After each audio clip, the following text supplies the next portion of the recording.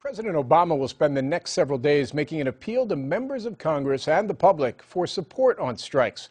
Let's bring in Chief White House Correspondent Major Garrett now.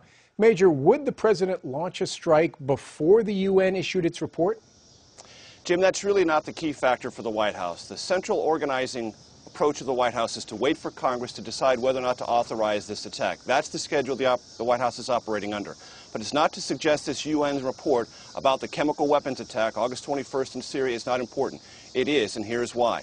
The president had a conversation Friday evening with French President Francois Hollande, who announced today that report would come out later this week, probably after the Wednesday Senate vote. Why does that matter to the White House? Because if that report comes out and it builds greater international support after the Senate has authorized military strikes, which the White House believes it will do, the White House also believes that could give it fresh momentum in its uphill struggle to win that authorization vote in the House. So what can we expect to see from the White House as this lobbying effort for support picks up steam?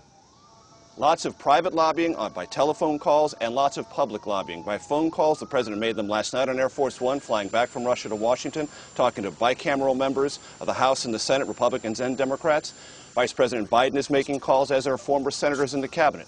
John Kerry, the Secretary of State, Chuck Hagel, the Defense Secretary. The president will also give 6 interviews on Monday, the 3 major networks, 2 cable networks, and PBS, plus an address to the nation on Tuesday, all part of a concerted effort to change minds on Capitol Hill, which right now are net skeptical about this effort. Major Garrett at the White House, thank you.